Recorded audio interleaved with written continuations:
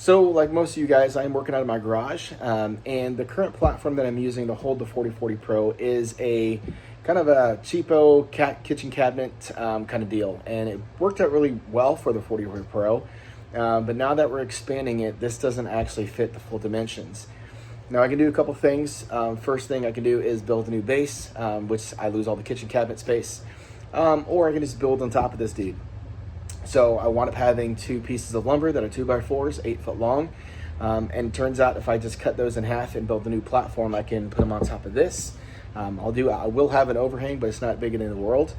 And I'll put a 3/4 inch piece of MDF down, and that'll be my new base. And then I will just build an enclosure around that. Now the new extensions is not 4 feet wide. So why am I doing it so big? Well, you have the base cutting area, then you have the little bit of space for the railing, the motors, the vacuums, the vertical height. So I need some room to kind of let the work area kind of adjust. And so I'm going to build the base as big as I need to with an extra little bit of inches here on the left and the right, so I can kind of expect some changes and some additions here and there throughout the months coming up. And so the next couple videos, or the next additions to this video, will be me adding the base to this. And then we'll kind of move forward on the next sets. And to be honest, there is no solid plan to this. There is kind of an idea of what direction I want to go into. But I'm just kind of going off the cuff, and every sequence I'm working on, I'm sitting down looking at what material do I have in the shop. What's the best method? I know I've been using the 4040 Pro, so I know kind of what measurements I'm using on a daily. I have enough 3D printed material so I can really build whatever holders I want to whatever dimensions. So now it's really just about building and working, and then in the future I can always change and adjust. So this will be the work and play as I go. So next part coming up here soon. All right, so it's another day. I've gotten my X and my Y extensions in. I've watched pretty much most of the videos, any of them that are available, to take this apart and put it together. And they're not wrong. The amount of Loctite on these things is insane. I have a soldering iron, and it's just not cutting it. So I'm gonna go and get a mini butane torch to get some heat in a quicker time frame at a higher temperature to try to get these screws off. Now, the screws that are on these, for example, the back plate, they're soft alloy. So you really can't go more than a couple duggas and then it's stripped. I've had to take out the Dremel once, and luckily there are replacement screws that come in the package. But I think the only way to get through this project is heat, and I'm not gonna lie, I've debated on not doing this project and just leaving it the small space, and the only thing stopping me is I want a bigger cutting area. So I'm gonna try to finish the X access. If I can get this apart even and clean with the butane torch, I'll press. If I can't, I'm gonna scrap this project. It definitely was not meant to be taken apart. I don't know why they made an extension kit with this much Loctite. It was definitely an afterthought, but let's keep going. All right, so I decided to press forward, but before I did, I went to local hardware store and picked up a mini butane torch. I will tell you that you cannot do this kit change out without some actual high temperature heat. And the other part of this is that Genmitsu did include a separate replacement hardware kit inside the box. I think they realized they used a bit of Loctite. So total time to take out the X-axis is about 20 minutes. Some parts required some heat, some parts didn't, but you just got to take your time. The metal that is on this kit, some of them are soft alloy metal, so you don't want to strip everything. So just take your time with it. The other part of this that a lot of videos don't include is that this motor, okay, this is the one piece that when you take the screw off, you don't want to hit. There is zero play on this coupler in the motor, okay? The minute you get play on this, you're going to get almost an experience of what the belt tensioner would be on those that are not thread screw leads. The other part is that once you get these set screws loosened, okay, you want to get the butane torch onto the actual screw lead for about 3 to 5 seconds. Take the heat off. I wound up getting 2 vice grips with tape on the teeth a little bit. And then you unscrew this lead screw from the coupler. It'll take a good couple turns to get it out. The other part of this is that once you get everything taken apart, okay, if you put everything together dry, you're going to have a lot of the squeaking, a lot of the noise that people always complain about. So on the manufacturer site, I looked for the type of formulas for lubrication. This is Super Lube. That's going to be liquid. And then for the lead screw, I am getting Super Lube grease for the wheels, for the actual bar itself. And so this will be for the hard bar. This will be for the lead screw. And that'll keep, the initial maintenance setup nice and clean, and it'll actually keep it from being noisy. And then this will be the items I use for maintenance. They do sell a 4-ounce bottle of a different type of liquid. It's for 3D printers and CNC machines.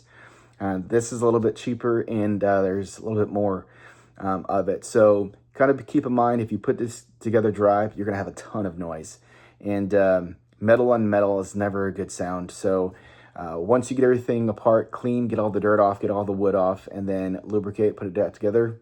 And I do believe I'm going to get some Loctite to put back in some particular parts. I believe Genmitsu was pretty smart knowing which ones to Loctite and which ones to not Loctite. And I would like to put it back together the way I got it. So once I finish the X-axis, we'll go ahead and switch over to the Y, and then we'll take our time doing that.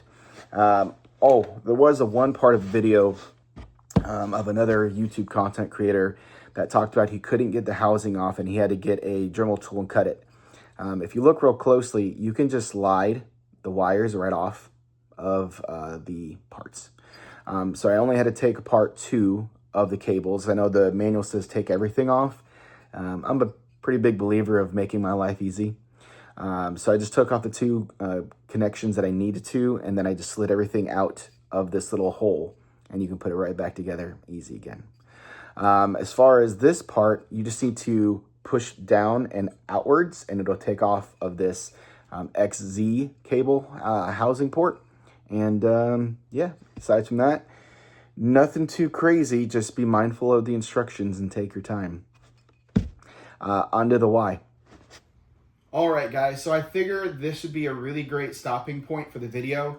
And then we will make a part 2 once everything's kind of assembled and function test with the upgraded cover. So let's kind of get brought up to speed. The X-axis is all done. This one was a little bit more of a pain in the butts. And the only upgrade I did with this is that because I'm using the upgraded spindle, I'm not using the hardware that comes with the cable, so that was left off. This is solely just the spindle motor and the limiter switch with the new cable housing, and that's done. The other upgrade that's coming in is the Z probe. I didn't mind so much using the Z probe, but it's a little bit of a hassle to keep winding up the cable.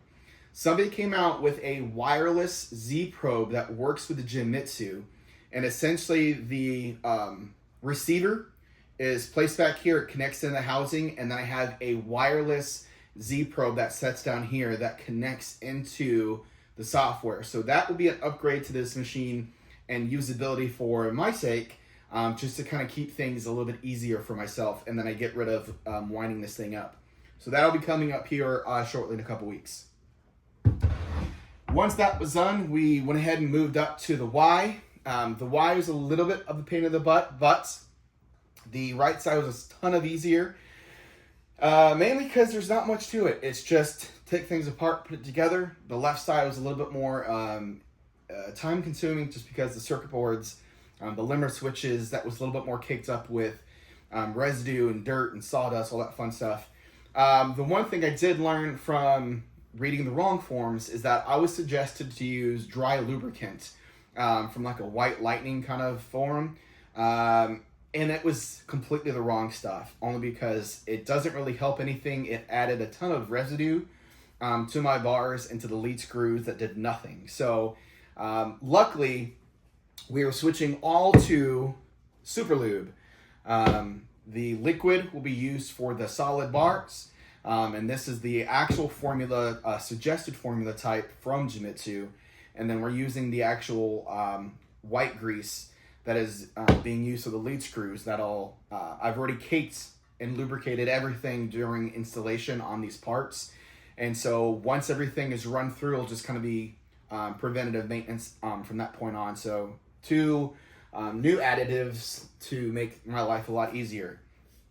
We already have a wireless setup on this circuit board. So that's all said and done. Where we're at now is the extension on the desktop is all done. I extended it about 17.5 inches.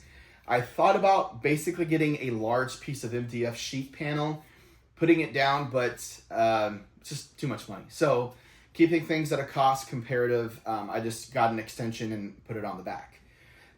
Also, spoil boards. So there are several types.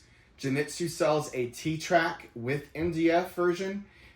That version does not sell to the US. I'm not sure why. The other version, which is straight MDF, they are out of stock. And there's only one, as I was shopping a couple weeks ago, that was available, and one doesn't really help me when I need to. The next best solution was to go to a local hardware store, and I got 3/4 inch, 36 by 48 inches for $11. So I got two of those, $22, way cheaper than buying the Genmitsu versions. Now, with doing that, I have to fabricate some stuff on my own. One, I have to recess my own installation screws for the front and the rear bars, and also reusing hardware, the Allen screws that go on the bottom underneath for screwing and securing harnesses pieces. I will have to remap out where I want those at.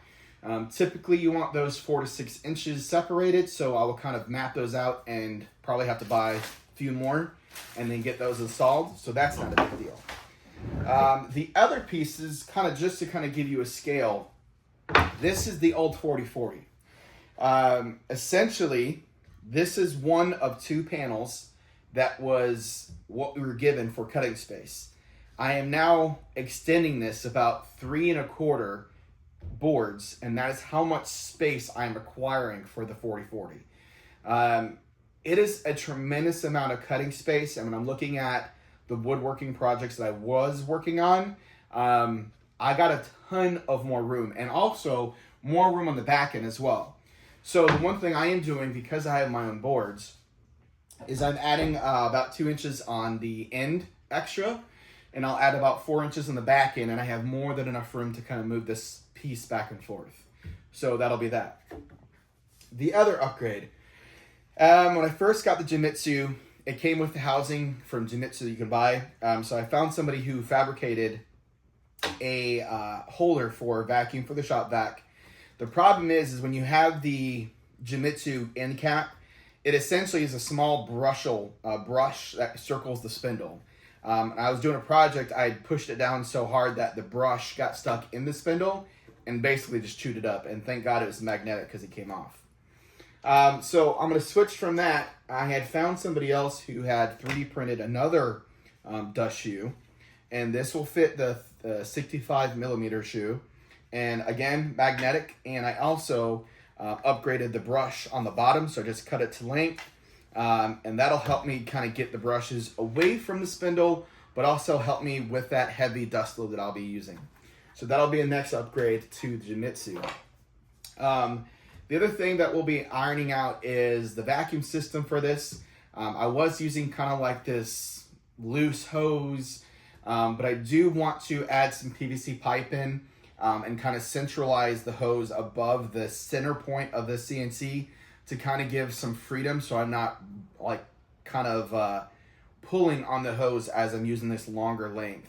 So I got some time left to kind of figure out how I want to adjust that with this system and how I want to use, maybe actually have a dust vacuum system or kind of keep with the vacuum underneath this cabinet.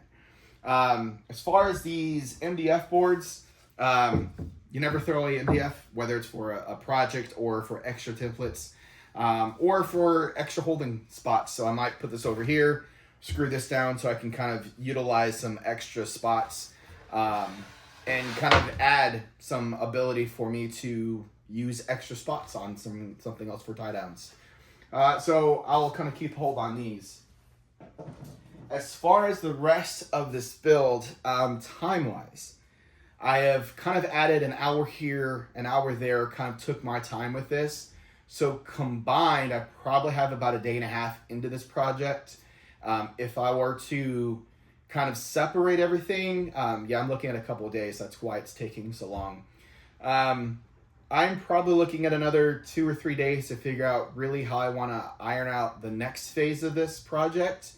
I do want to have a case that is a little bit big enough to give me an enclosure. I also want to have a swing out arm for my iPad so I can stand over here while I operate things and look at it. The other two things I'm looking at, which is kind of what's taking a little bit planning, is I want to incorporate plexiglass into this, whether it's for a view down. There's also somebody else who came up with a shield that it runs the length of this y-axis, and essentially it comes up to the x-axis on the top. And the idea behind it is it's limiting the amount of sawdust and chips that are going into the lead screws, which is huge as far as preventative maintenance and kind of keeping things clean and keeping it lubricated. So I might be adding those onto this project as well. They really just mount to this bar. That might be the only thing I look at adding extra. And then I'm excited to see what's going to come out of this project. I know that once I kind of utilize this, the next platform from this kind of will be a 4 foot by 4 foot CNC machine to really get large sheets of wood in here, create large projects. So I'm focusing my time on finishing and detailing while this machine's cutting everything kind of like a second person. So that's kind of where we're at with this project. If you followed along this video so far, thanks for watching. If you have any comments, concerns, please post them below and I will look at them, and then we'll kind of talk about it in the next video if you guys post them. So that's all I got. Thanks for watching, and I'm excited to see what this is going to do for me in the shop. So stay tuned.